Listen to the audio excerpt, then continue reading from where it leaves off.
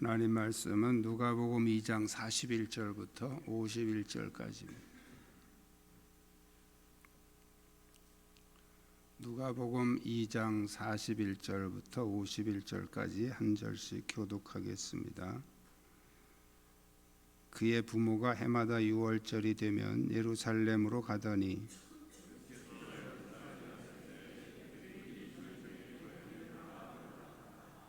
그 날들을 마치고 돌아갈 때에 아이 예수는 예루살렘에 머무셨더라. 그 부모는 이를 알지 못하고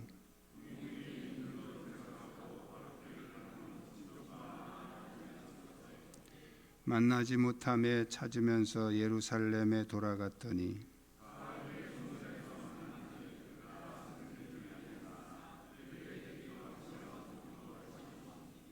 듣는 자가 다 그 지혜와 대답을 놀랍게 여기더라.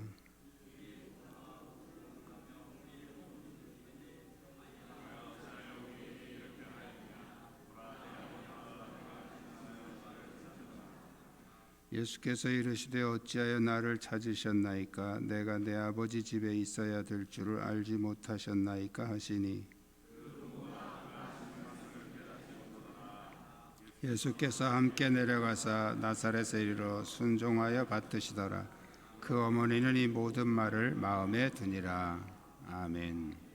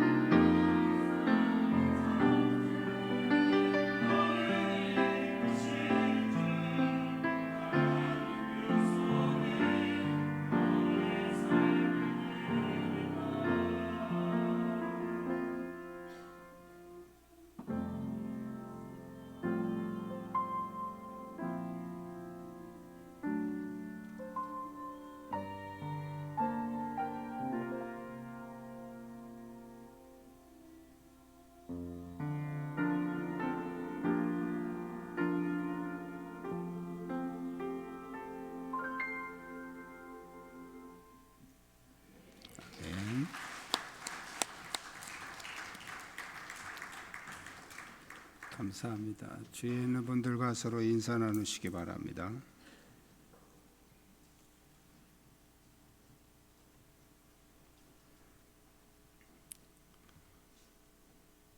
목회자들마다 절기 설교가 제일 어렵다고 합니다. 저도 이제 9년째 되니까 성경 본문 찾기가 어려워요. 절기 설교 때마다. 근데 저희 그 신학교 다닐 때 그 교수님 얘기가 생각이 났습니다. 설교 한 편을 같은 내용을 30번을 해야 내 설교가 된다. 그 얘기를 하시면서 설교 반복하는 거에 대한 한국 교회는 설교 반복하는 거를 굉장히 싫어한대요. 그러면서 무슨 얘기를 하냐면 설교 반복하는 게 왜 문제냐. 김정군은 평생을 두만강으로 먹고 살았는데 그 교수님 얘기예요. 그래서 저도 좀 용기를 냈습니다. 그래서 사실 이 본문도 이미 설교했던 본문이고 또 설교했던 본문을 또 하는 경우가 많죠. 기독교가 처음에 한국에 들어올 때 불효의 종교란 오해를 받아서 많은 박해를 받았습니다. 그 이유는 이제 조상 제사를 안 지낸다는 것 때문에 그랬죠. 조상 제사를 기독교에서는 이제 우상 숭배다 그래서 이제 안 지내니까 그래서 이제 불효의 종교다 이렇게 오해를 받은 것입니다. 그러나 사실 우리가 성경을 보면 그 어느 종교보다도 효도를 강조한 종교가 기독교입니다. 그래서 성경에서는 부모에게 잘못하는 자, 부모에게 불효하는 자는 돌로 쳐 죽여라 이렇게 나왔어요. 섬찟하죠.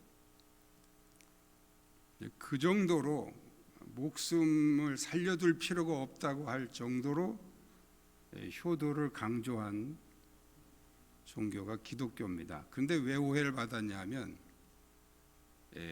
강조점의 차이입니다. 유교는 돌아가신 후에 사후에 제사상을 잘 차려야 그걸 효도라고 이제 강조했죠. 사후의 세계, 사후의 효도. 근데 기독교는 돌아가시면 끝이에요. 돌아가신 분들에게 효도할 수 있는 방법은 없어요. 그래서 하나님은 살아계실 때, 부모가 살아계실 때 잘 섬겨라. 살아계신 부모에게 불효하는 자는 살려둘 가치가 없다. 그래서 돌로 쳐 죽여라 이렇게 말씀을 하신 거죠. 기독교는 절대 불효의 종교가 아닙니다. 목숨을 담보로 걸 만큼 효도를 강조하는 그런 종교죠. 오늘은 예수님의 효도를 모델로 해서 참 효도가 무엇인가, 진정한 효도가 무엇인가 같이 생각해 보면서 은혜를 나누려고 합니다. 우리 한번 따라하겠습니다. 육신의 부모를 떠납시다. 육신의 부모를 떠나라 하는 이 말씀은 정신적인 그리고 경제적인 독립을 말합니다. 유교 사상에서는 부모를 떠나는 것은 불효로 간주되죠. 부모를 떠나면 절대 안 되는 거죠. 그래서 부모님 돌아가실 때까지 평생을 정신적인 지배를 받으면서 살아야 효자 소리를 듣는 거예요. 그러나 이러한 사상은 뭐가 문제가 되냐면 부부가 중심이 돼서 한 가정이 세워져야 되는데 부모가 계속 정신적으로 지배를 하고 있으면 이제 새로운 가정, 부부관계가 문제가 생깁니다. 그래서 가정이 깨지는 경우도 있고 이 부모 때문에 가정 불화가 일어나는 경우가 많습니다. 그 왜 그러냐 하면 부모가 계속 정신적으로 지배하고 있기 때문에 그런 현상이 일어나는 것이죠. 부모와 자녀가 감정적으로 이렇게 떠나보내지 못하고 얽혀 있으면 오히려 더 큰 불효를 하게 됩니다. 진짜 효도를 할 수 없게 됩니다. 유대인들은 12살에 성인식을 하고 그때부터 이제 처음으로 그 성전에서 드리는 그런 절기에 참여하게 됩니다.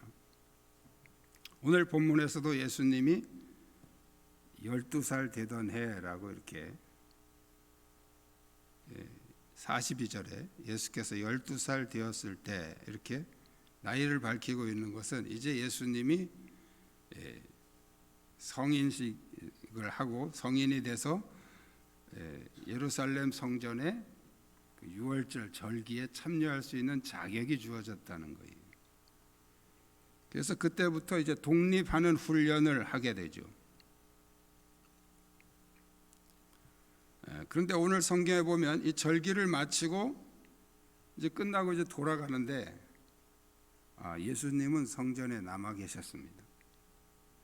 43절에 보면 그 날들을 마치고 돌아갈 때에 아이 예수는 예루살렘에 머무셨더라. 여기 머무셨더라 하는 것은 의도적으로 계획적으로 남아 있었다는 것을 암시해 주고 있죠. 왜 그랬을까요? 예수님은 더 이상 이제 육신의 부모에게 예속되지 않고 자신이 독립된 개체, 독립된 존재로서 하나님을 아버지로 모시는 그런 독립된 존재라는 것을 부모님에게, 육신의 부모에게 선포하는 그런 행위였던 것이죠. 자, 여기서 독립은 육체적인 독립을 말하는 것이 아니고 정신적인 독립을 말하는 것입니다. 우리나라 사람들은 너무 자녀를 지나치게 통제해서 이 감정적으로 또 정신적으로 분리를 못 시킵니다. 그래서 자녀가 결혼했어도 뭐 사소한 거 하나까지도 다 그냥 간섭을 하고 막 잔소리하고 이래라 저래라 다 막 하고,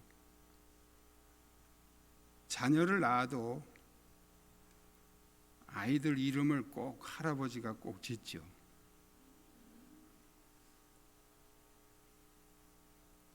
그게 뭐 좋은 점도 있어요. 그렇지만 자녀를 낳은 부모가 짓는 게 맞는 거예요. 유교 사상이죠. 유교 사상은 어쨌든 어른들이 다 모든 주도권을 가지고 주장을 하게 되니까 그런 현상이 일어나게 되죠. 그런데 생각해 보면요, 손주잖아요, 손주. 그 손주 이름을 20대, 30대의 젊은이가 짓는 거하고 60대 노인이 짓는 거하고 달라요. 그 시대마다 사람들이 가지고 있는 그런 어떤 개념이나 이런 게 있잖아요. 뭐 잘 쓰는 어떤 이름에 대한 개념들. 결국은 이제 60대의 그 할아버지가 아기 이름을 지면 이 아이가 10년, 20년 돼서 20살 되었을 때는 80년 전의 이름을 쓰는 거나 똑같은 거예요. 그래서 이 이름이 마음에 안 들어서 고치는 사람이 많습니다, 요새. 대개 보면 이제 할아버지들이 이름을 지어준 이름들이 마음에 안 들어요. 왜냐하면 너무 세대 차이가 나니까요. 저희 아버님도 이제 큰형님들, 이렇게 큰형님의 그 자녀들 이름을 졌는데 이름이 복순이, 희자. 그 애들이 너무 이름이 촌스럽다는 거예요. 그럴 수밖에 없죠. 20대, 30대의 젊은이들이 지어야 그 시대에 맞게 지어도 얘들이 10년, 20년 후에는 그것도 촌스러운 거예요. 그런데 60대 할아버지가 지어버리니까 마음에 들 수가 없죠. 왜 그러냐 하면 이 유교 사상 때문에 그래요. 어른들이 다 뭐든지 간섭하고 통제하려고 그러니까. 저희 손녀가 태어났는데 물어보더라고요. 그래서 제가 네가 지어 네가. 근데 얼마나 이쁘게 잘 지었는지 몰라요. 이담이 이쁘잖아요. 그래서 제가 칭찬해 줬어요. 내 머리에서는 도저히 나올 수 없는 이름을 네가 지었구나. 그렇잖아요. 젊은이들이 지니까 젊은 이름을, 아마 그것도 20, 30년 걔들이 크면 20살 되면 20년 후잖아요. 그때 되면 그것도 또 조금 약간 촌스럽다 이렇게 생각이 들 수도 있어요. 자, 제가 지금 뭐 이름 짓는 게 누가 짓느냐가 중요한 걸 얘기하는 게 아니고, 너무 우리는 결혼한 자녀들도 계속 간섭하려고 하는 이런 생각을 가지고 있다는 거예요. 이게 유교 사상이지 기독교적인 마인드는 아니에요. 떠나보내야 돼요. 네가 해, 네가. 너희들이 알아서 해. 이렇게 해야 되는데 우리는 자꾸 가능한 간섭하고 가능한 참견하려고 하는 그런 사상을 가지고 있단 말이죠. 그것은 자녀도 물론 떠나가야 되지만 부모 입장에서도 떠나보내야 되는 겁니다. 떠나보내는 훈련을 하셔야 돼요. 왜 연세 드신 분들이 자꾸 자녀들 때문에 외로움을 느끼시냐? 떠나보내지 못해서 그런 거예요. 그러니까 외로워서 못 견디는 거예요. 이 자녀들이 좀 자주 오고 뭐 연락도 자주 하고 이래야 되는데 이게 잘 안 되잖아요, 젊은이들은. 그러니까 그냥 외로워서 그냥 자녀들 만나면 막 눈물을 흘리고 막 외로워서. 그 왜? 떠나보내지 못했으니까 그런 거란 말이죠. 다 떠나보내세요. 다 떠나보내세요. 나 혼자의 자유함을 좀 즐길 줄 아셔야 돼요. 그래야 노년이 행복해져. 자식들 붙들고 있어봐야 노년이 피곤하고 외로워 자꾸. 떠나보내시고 이제 하나님과 함께 즐기십시오. 하나님의 은혜를 누리고 내 혼자 자유함을 훈련되면 혼자도 행복하게 살 수 있어요. 왜 혼자입니까? 하나님 계시는데 하나님하고 행복하게 사시기를 축복합니다. 그래서 자녀들을 자꾸 떠나보내셔야 돼요. 정신적으로. 자녀가 부모에게, 여러분 자녀가 여러분에게 어떤 반대 의견을 자유롭게 말할 수 있습니까? 말할 수 없다면 너무 유교 사상적으로 키워서 그래요.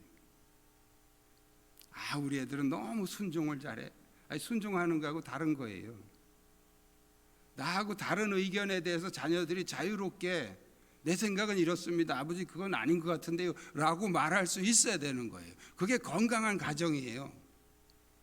근데 유교 사상에서는 절대 용납 못하죠. 이것이 애비한테 대들어? 이렇게 버린다. 대드는 게 아니죠. 자기 의견을 말하는 거죠. 부모에게 절대 순종해야 돼. 절대라는 말은 하나님한테만 쓰는 거예요. 부모한테 절대 순종할 수는 없는 거예요. 왜? 부모도 잘못 생각할 수 있기 때문이죠. 부모도 잘못 판단할 수 있어요. 이걸 인정하셔야 됩니다.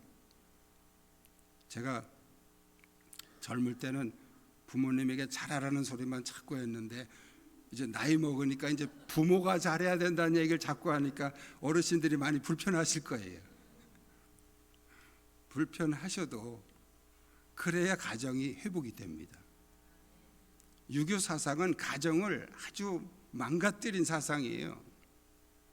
이제 우리는 예수 정신, 그리스도의 정신으로 바뀌어져야 돼요.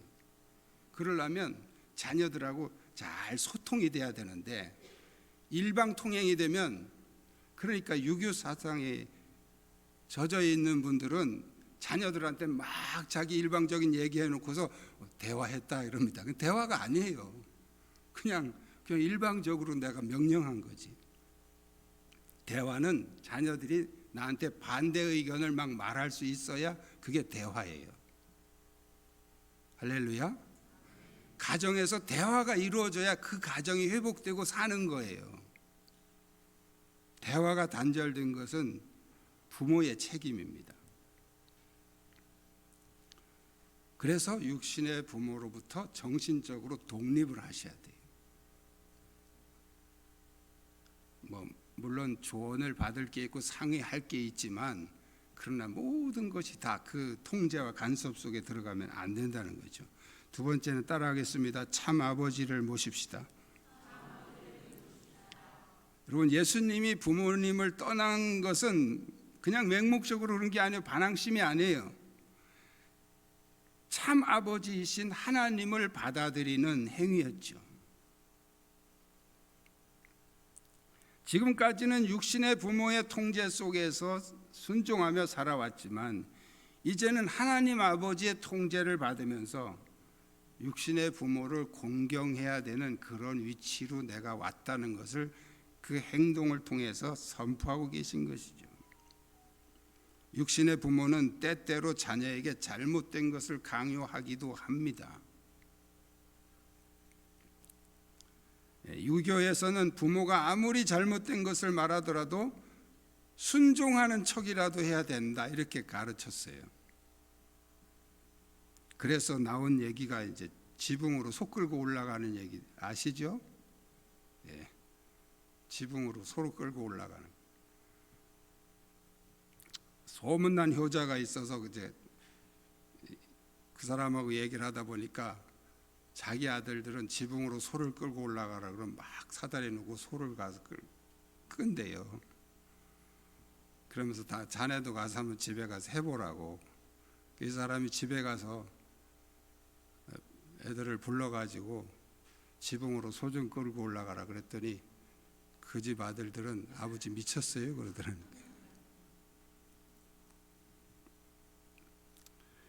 여러분 아버지, 여러분의 부모님이 지붕으로 소를 끌고 올라가라 그러면 무조건 가서 순종하는 게 그게 잘하는 게 아니고 병원 모시고 가서 치매 검사를 해야 돼요. 그래서 치료를 하도록 하는 게 그게 잘하는 거예요. 그게 기독교적인 효도예요. 왜? 부모님도 잘못 판단할 수 있기 때문이죠. 그런 말도 안 되는 걸 시키는데 무조건 순종하는 게 그게 효도입니까? 부모님이 뭔가 좀 문제가 생겼나? 그리고 병원 모시고 가서 진찰받는 게 효도죠.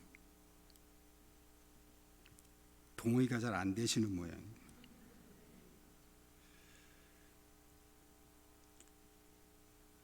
왜 그러냐면 부모의 권위는 최고의 권위가 아닙니다. 유교에서는 부모의 권위가 최고의 권위라고 생각했기 때문에 잘못된 거라도 순종하라고 그렇게 가르쳤어요. 근데 성경은요, 그게 아니에요. 부모의 권위는 최고의 권위가 아니에요. 그 위에 더 높으신 하나님의 권위가 있다는 거예요.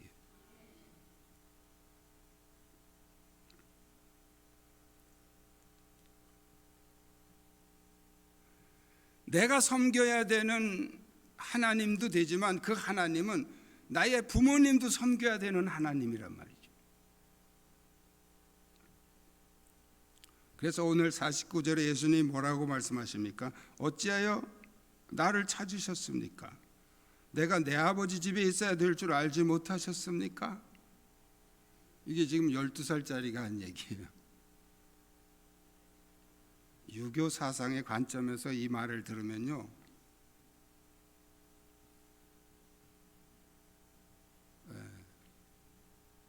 얘가 지금 정신 나갔나? 이렇게 그렇게 말할 수 있는. 근데 예수님의 이 표현이 뭡니까? 이제부터는 내가 당신의 통제를 받아야 될 존재가 아니고 이제 나는 하나님이 나에게 참 아버지시고 나는 하나님의 통제를 받아야 되는 존재입니다. 그런 뜻이죠. 그래서 유교 사상에서는 부모가 무슨 짓을 해도 자녀는 복종해야 되고 절대 반대 의견을 말해서는 안 됩니다. 반대 의견을 말하면 대드는 것이 되는 거죠. 그러나 진정한 효도는 부모가 잘못된 모습이 보일 때 바르게 충고를 해주고 바른 의견을 제시할 수 있어야 됩니다. 다시 말씀드리면 성경에서 말씀하는 진정한 효도는 하나님을 참 아버지로 모시고 육신의 부모를 잘 받들어 공경하는 것입니다.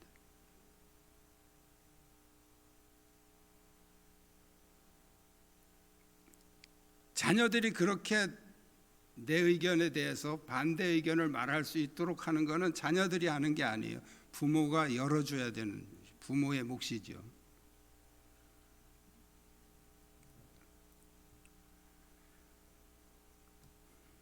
제가 어느 날 아이들에게 그런 말을 했습니다. 최근에요. 여기 청주 와서. 무슨 얘기 끝에 그 말을 제가 했어요. 만약에 내가 나이가 먹어서 잘못된 판단을 하고 잘못된 결정을 내릴 때 너희들이 바로 잡아줘야 된다.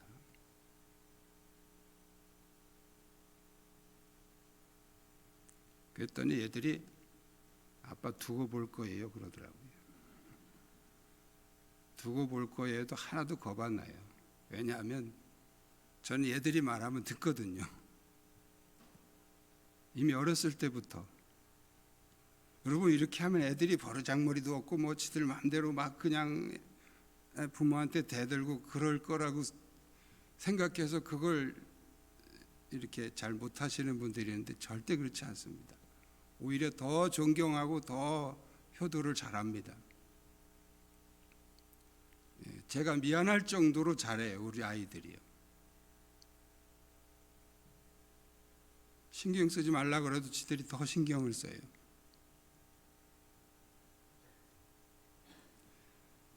기독교적인 가정은 열린 가정이에요. 서로 소통이 돼야 돼요. 부모와 자녀, 형제와 자매, 부부 다 서로 소통이 돼야지 막 일방적으로 명령하고 순종하고 막 이런 쪽으로 가는 거는 기독교적인 게 아니고 유교적인 것입니다. 유교 사상은 가정을 병들게 하고 가정을 망가뜨린 사상이죠. 우리는 예수 정신, 그리스도의 정신으로 가정을 살려야 됩니다. 그것은 바로 부모와 자녀가 서로 소통하는 거예요. 소통하는 것은 부모가 열어줘야 되는 거죠. 밑에서는 못 열어요. 위에서 열어줘야죠. 그것을 어떻게? 참 아버지 하나님을 모시고 그 하나님 명령에 순종하면 그렇게 됩니다. 그래서 세 번째로 따라합니다. 말씀대로 효도합시다. 여러분 육신의 부모를 떠나라는 말이나 뭐 참 아버지 하나님을 모시라는 그런 말은 결코 육신의 부모를 무시하거나 방치하거나 관심을 끊으라는 말씀이 아닙니다. 진짜 효도를 하라는 얘기예요. 예수님이 오늘 본문에서 어째 나를 찾으셨습니까? 내가 아버지 집에 있어야 될 줄 알지 못했습니까? 그렇게 하고서 그냥 가출했습니까? 그 다음 절에 보십시오. 51절에 예수께서 함께 내려가사 나사렛에 이르러 순종하여 받드시더라. 순종하여 받드시더라. 순종하여 누구에게 순종했습니까? 하나님께 순종이 아니에요. 이게 요셉과 마리아 예수님의 육신의 부모에게 순종하여 받드셨더라. 위에서 말한 거 보면은 요즘 말로 좀 못된 말로 싸가지 없다 뭐 이런 소리 하잖아요. 그런 거 아니에요? 내가 내 아버지 집에 있어야 될 줄 모르셨습니까? 이러고 막 대드는 것처럼 그렇잖아요, 느낌이. 그런데 함께 내려가서 순종하여 받드시더라.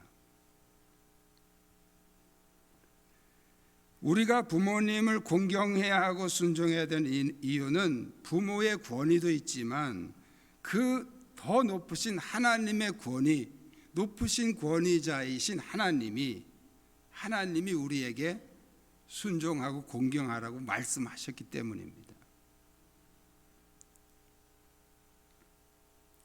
육신의 부모님만 바라보면 공경하기 어려운 부분도 있죠. 힘든 부분도 있어요. 다 말을 안 해서 그렇지. 참 힘든 부분이 있어요. 세대 차이도 많이 나고 생각 차이도 많이 나고 더군다나 연세가 많이 드시면 판단력이 흐려져 가지고 말도 안 되는 고집을 또 막 부리실 때가 있어요. 힘들잖아요, 그럴 때. 그럼에도 불구하고 우리가 효도해야 되는 이유는 바로 더 높은 권위자이신 하나님 아버지께서 말씀하셨기 때문이라는 거예요. 에베소 6장 1절로 3절에 바울은 부모에게 순종하고 공경하는 것은 약속 있는 첫 계명이라고 말씀을 하고 있습니다. 10계명 중에서 약속을 걸어둔 계명은 딱 5계명, 내 부모를 공경하라는 계명밖에 없습니다. 다른 건 무조건 하라요. 하라. 그런데 이 부모의 공경에 대한 이 계명은 네가 그렇게 하면 잘 되고 땅에서 장수하리라. 장수, 생명의 복을 준다는 거예요. 왜? 생명을 부여하신 부모님을 잘 섬기면 생명의 복을 주겠다. 그런 말씀이죠. 부모의 권위는 하나님과 나와 중간에 위치하는 그것을 성경이 우리에게 말씀하고 있죠. 나에게 생명을 전달해 주신 생명의 전달자가 부모님입니다. 그래서 하나님은 부모에게 효도하는 자에게는 생명의 복, 장수의 복을 주시겠다 이렇게 말씀을 하신 것이죠. 여러분이 이 축복의 주인공이 되시기를 축원합니다. 기도하시겠습니다. 주님은 우리의 가정이 바로 세워지기를 원하십니다. 자녀는 부모에게 효도하고 부모는 자녀를 사랑하는 바른 가정을 통해서 작은 천국을 이루게 하여 주옵소서. 오늘 말씀 붙잡고 함께 통성으로 기도하시겠습니다. 살아계셔서 역사하신 아버지, 오늘도 말씀으로 우리를 다시 한번 일깨워 주시고 어버이 주일에 부모님에 대한 효도와